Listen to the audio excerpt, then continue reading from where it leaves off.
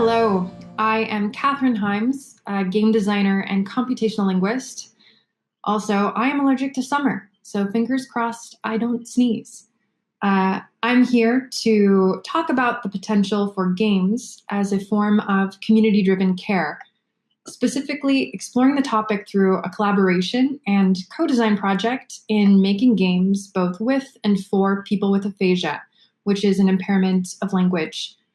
This talk is being given amidst the pandemic, and right now it feels inevitable to be asking ourselves how we might use our energy and skills, whatever they are, at GDC specifically as game designers, to contribute to important human-centered questions. The hope is that this talk is helpful in showing one way to apply game design through a deep community collaboration in service of the public good. There is a well-established movement for games that are designed with a goal that is different than entertainment. Sometimes these are called serious games or games with a purpose, and that isn't to trivialize fun or self-expression in games. In fact, pretty critical for most any game to be interesting. Rather, these games are designed to accomplish something specific outside of fun. In the domain of therapy, one motivating question may be, how might the context of play positively affect patients or facilitate community support or help people to make a change in their personal health or behavior? There is a wide world of game development looking to design games for applications in health, for care, for rehab, and the idea of playful medicine or playful therapy is here and happening right now. Couple of examples for you. Last June, the FDA approved the first ever digital therapeutic video game that was clinically shown to improve attention span in kids with ADHD. Stroke patients can be prescribed game-based therapy to recover movement and motor function at home. This is really hard to do. These games have to clear all of the hurdles of proving medical efficacy while still being fun. But they open up a world of experience-based therapy through games.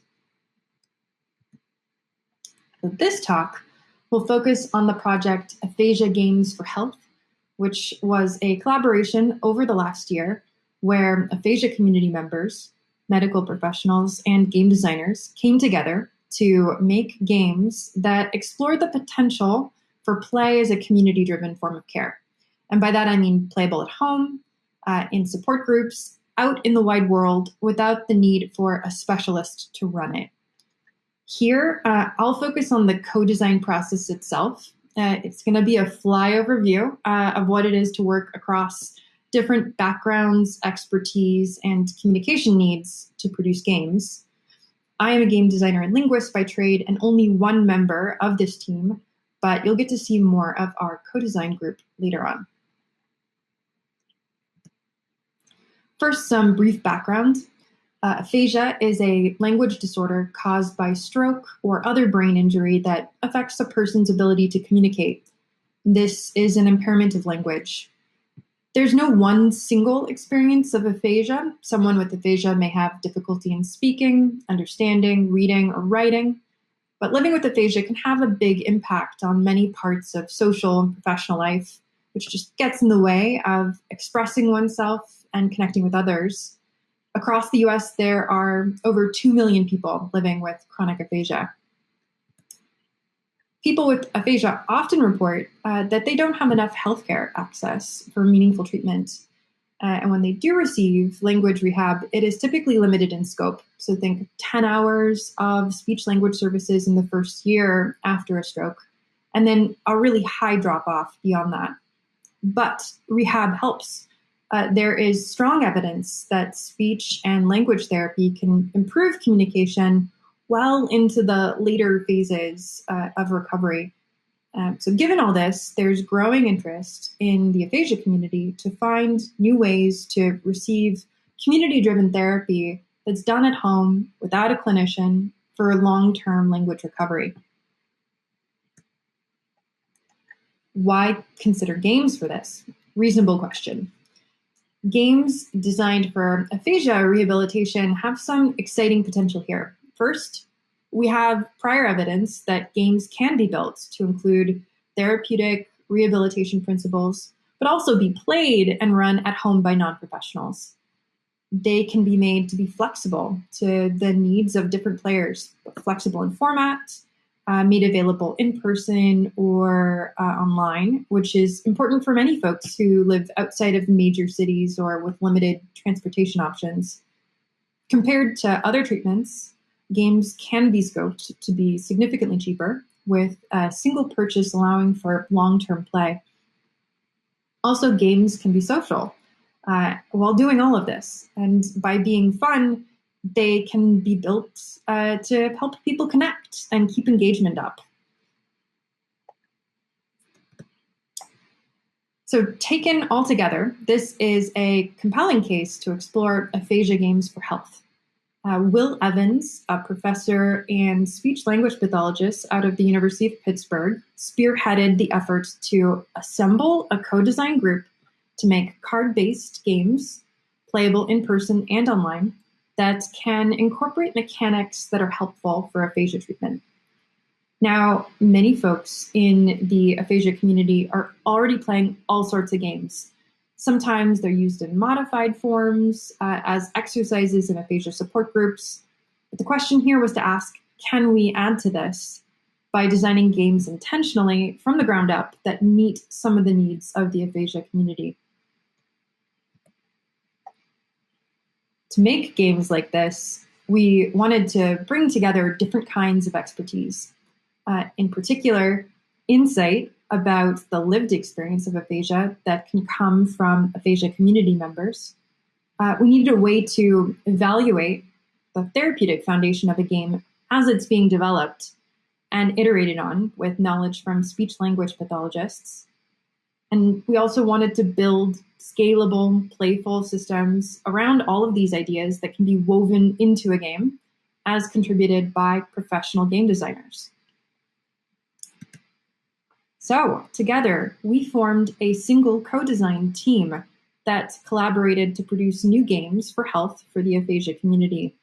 And these partnerships included aphasia community members from ARC, that's Aphasia Recovery Connection, which is a nationwide support group of 9,000 plus people, speech-language pathologists from the Language Rehab and Cognition group at the University of Pittsburgh, and independent game designers from both industry and academia. Each game featured a lead designer and then was made in partnership with the whole team. So before starting out, we needed to draft a set of design principles that would ground what we make. Simply outlining what an aphasia game for health would aim to do is a challenge in and of itself. Based on deep dives into research, literature, and interviews with members of Aphasia Recovery Connection, here are some elements that we wanted each of the games to incorporate. First, we wanted games to have a therapeutic foundation by using one or more of these behavioral rehab activities that are backed by evidence to treat aphasia. They should have a way to adjust difficulty. That means that people with really different profiles of aphasia can play the game, and also that a single individual can keep on playing as their own experience changes over time. We wanted each game to allow for performance feedback during play, which is a real standard component of therapy that you can mechanize or support through the structure of a game. We'd like these games to be playable and replayable so that they can be a part of long-term therapy. And of course, these games needed to be accessible. They have to target the common scenarios around social access and community constraints, how many people are playing, who you are playing with, as examples. All of this together, it's a tall order, and it's important not to overpromise what any one game can do. But knowing what to strive for is a first step. There are many more steps to actually show that a game is therapeutic or that it's broadly accessible, especially across the community with really different needs and experiences. So in the next few slides, I'll put a spotlight on some of the ways that we structured co-design to both be accessible and functional across really different kinds of expertise. So for creative collaboration, bringing all of this different experience together, it has the potential to be utter chaos. We needed to spend serious time and energy up front figuring out how we were going to work together. And though this collaboration has lasted more than a year, the heart of design happened over a summer. So over the course of 3 months, we held a series of workshops and interview sessions that involved our whole group of co-designers. Workshops were done remotely over video conference and were used to do brainstorming, game design, pitching, structured playtesting, feedback, and of course, just general hangouts. Each workshop followed a similar format. An overview of a game idea in progress was presented, the basic explanation of the rules. Then game designers would model an example turn of gameplay, and then community members with aphasia would be invited to playtest and comment, give suggestions. After playtesting, aphasia community members would share their immediate thoughts, feedback on whether or not the game was fun, what was simple, what was challenging. And then together with feedback from our speech language pathologist, the designer would iterate and present a revision at the next workshop. This was done through 3 cycles of design idea, workshop presentation, and revision until finally a playtested prototype was made. During co-design, one of the first things we had to think about was how to make this accessible for our team members with aphasia. We employed a whole range of adaptive techniques to help with communication in our workshops. Many of these come from standard fare that online aphasia support groups are already using today. We were, doing video conferencing, and that forced by the pandemic, but that ended up being helpful. We used different modes of communication at the same time to help with participation. Slowed speech and writing together were especially effective. Someone would type keywords from speech into a chat window to help cue a conversation so everyone could follow along. People could share pictures and visual aids to make explanations clearer, even at the earliest stages of game design. And timing for meetings was needed in order to not cause mental fatigue. Afterwards, recordings were shared with everyone to allow people to review a particular workshop if they wanted. And along the way, we had regular active conversation with our team members with aphasia to ask what else they may need. Cross-training was another one. We recruited game designers who had really strong design work and an interest in this language-related play. Some of these designers had experience with aphasia through their family, but we know that there was a lot more to know, even while working within a co-design group. So prior to starting any kind of active development, game designers followed a month-long preparation program of sorts, done part-time. They were given lectures on aphasia from the rest of the core team. They attended separate online conversation groups led by the Aphasia Recovery Connection, typically involving around 20 people with a wide range of aphasia profiles. The idea here was that this allows for exposure to a larger range of people who might benefit from the designs we would later make. And then before starting with the core team, designers were then asked to attend an aphasia group where people with aphasia play existing games together, like bingo or trivia, some of which are regularly led by some of our team members. So here's one tangible example of how we tried to make the creative development across expertise actually work. Game designers were given a design brief with details on project goals, but also existing therapeutic activities that might be mechanized in future design choices. We wanted games to feature one or more evidence-backed behavioral rehab activities. The majority of activities are all around providing contexts that allow people to practice speaking, processing, or combining elements of language together. This wasn't an exhaustive list by any means, but it was some important tools as considered by our speech language pathologists. So after that brief window into co-design, I'll give you a high-level peek into the game prototypes that we made and point out at least one way that they followed our game design principles. First up, the Minister's Cat, led by game designer Meg Baker. This is an evolution of a 19th century parlor game. It's a memory letter game for 2 to 6 players, where players will tell small stories about a minister's cat featuring a word that matches a pre-assigned letter. So it's meant to be a storytelling game using repeated phrases along with nouns provided by the player. Every sentence is prompted by this deck of themed cards that come with a base sentence. So think, the minister's cat eats, the minister's cat wears.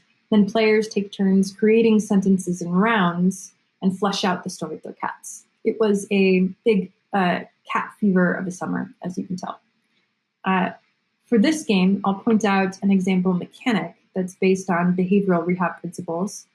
So one standard rehab technique is to modify the difficulty for a task by cueing. That means offering clues, perhaps around meaning, it's a type of bird, or sound starts with a P, something like this. And this led to a mechanic in this game where players are asked to recall words with cueing that are based on sounds constrained by some topic. For example, you know it has to do with food, and it starts with B. Audition is a memory and improv game led by game designer Cleo Yunsu Davis. Players take on the role of an actor who is auditioning for a movie and the acting coaches who are trying to help them. But the problem is that neither the actor nor the coaches have memorized the script. So the actor has to do their best to improvise a monologue that includes the keywords from the script while these coaches are helping them by prompting those words. Another example of our design principles in action is that this game incorporates a mechanic based on adaptive levels of difficulty. In particular, it mechanizes different player roles of both actor and coach that allow for different kinds of challenge around what kind of pressure you want to be under and how you're prompted to say things on the spot. Do you see what I see? It's led by game designer Tim Hutchings. It is a video chat game that combines storytelling, 20 questions, and environment interaction at a distance. Great for play over Zoom. Players will join this video chat from a room in their home, and then one player is the chooser and selects an item in the background of another player's video chat window. The other players will ask simple yes-no questions in order to try and guess what's been selected. And the person whose object was chosen then tells everyone something special about it. It really gives a nice alibi to share something personal with the other players. Variations also layer on this game in terms of new rules to increase the difficulty. Like you might have an off-limits danger item. An example mechanic based on the design goals of long-term engagement is that every time you play, it's different based on the background content, which players can modify or replace with even virtual backgrounds. So next up, I want to actually show you a clip of this game being played by a subset of our co-design team. This includes Trish, Dee, and Jill, some of our team members with aphasia, Carol, who's the co-founder of Aphasia Recovery Connection, and Will, our speech language pathologist.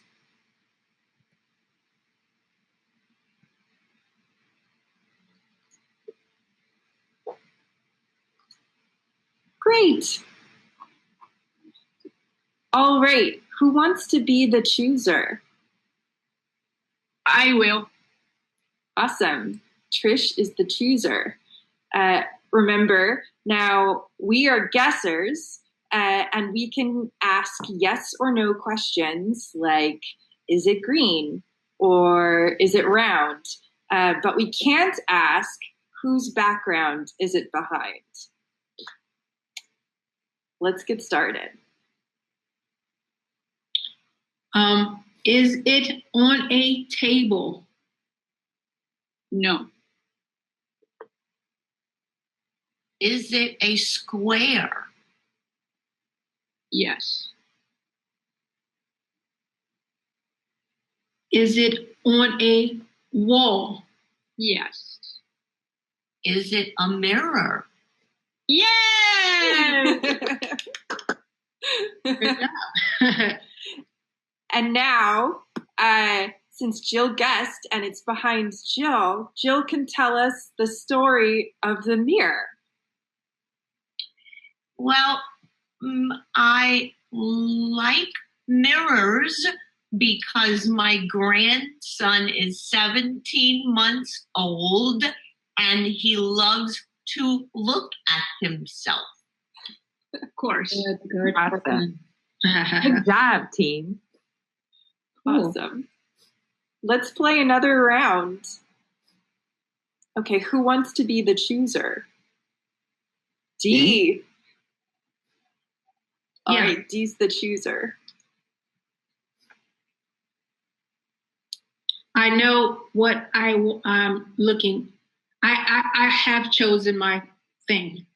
So we can start asking questions. Okay. Is it big? No.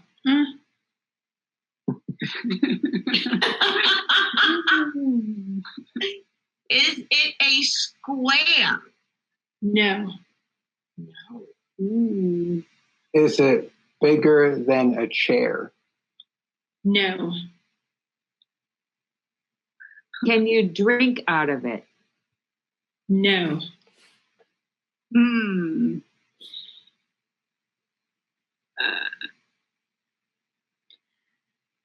Really?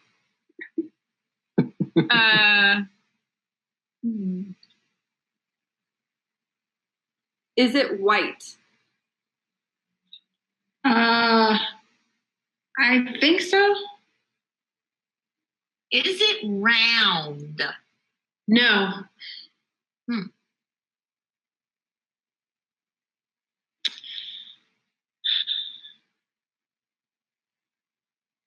Is it on a table?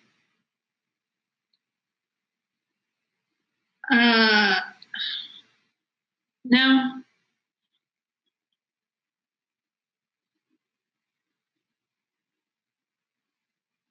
Is it on a wall? No. Oh, Maybe. Is it more than one color? No. Is it? Wait a minute. Counter? Yes.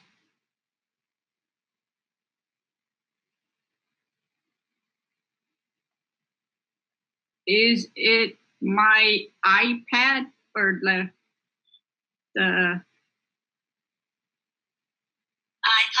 iPad? Yes. Yay!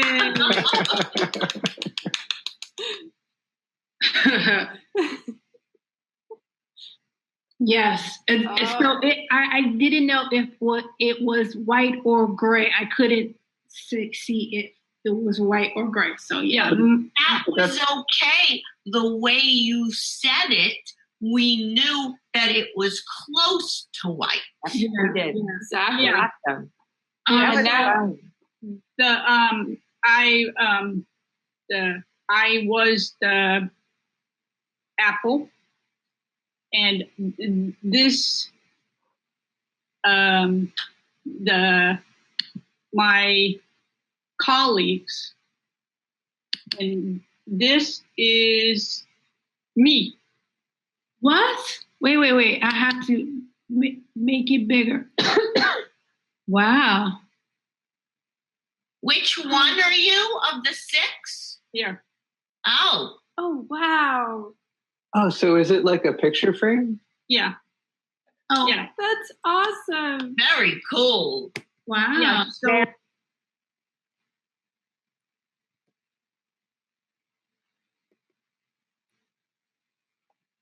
I love the personal stories that people can share in that game. And so hopefully that gives you a taste of some of our game prototypes.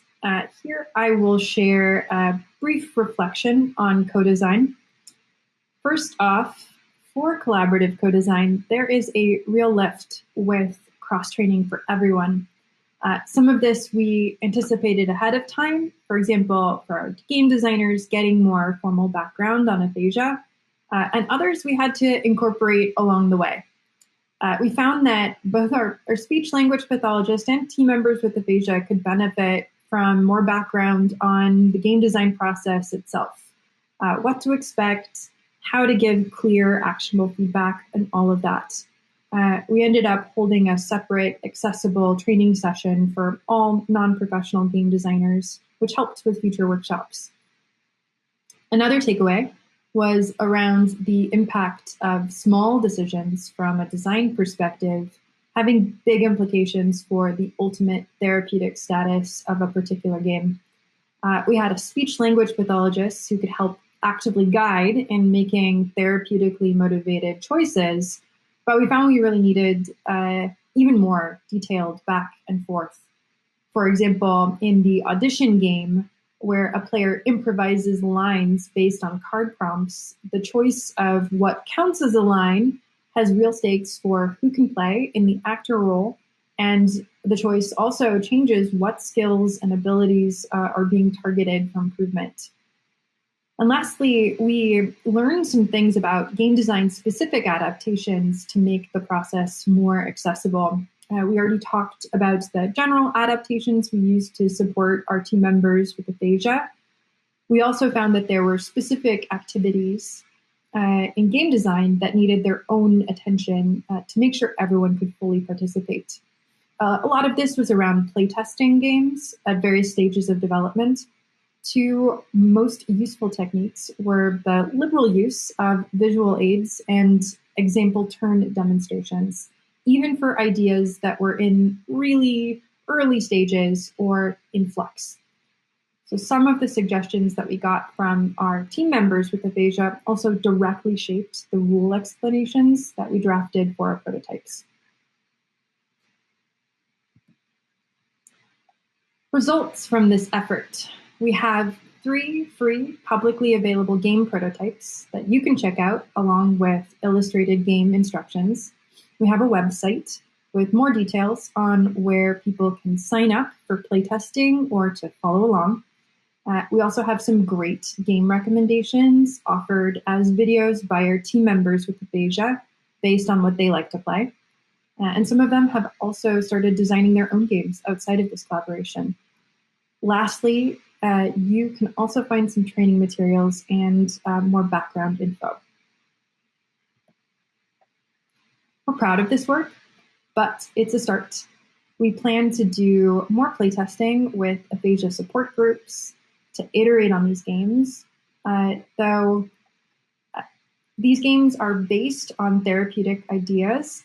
Actually proving therapeutic effectiveness is a much higher bar, and they would need to be evaluated through rigorous clinical trials research in order to meet it. We're looking into funding sources to print and distribute these games beyond the free downloads that are available today. And we're thinking of ways to help out gaming communities that exist already in aphasia support groups. Takeaways for you. This is a brief window into one project around games for health that was made through collaborative co-design. So more generally, there is a growing interest and real momentum in many areas that are looking to game design as a potential form of community-driven care. And with the right collaboration, you as a game designer can use your skills to contribute. If you'd like to learn more about this particular project, check out aphasiagamesforhealth.com. Big shout out to the many people involved along the way. Thanks, and see you later.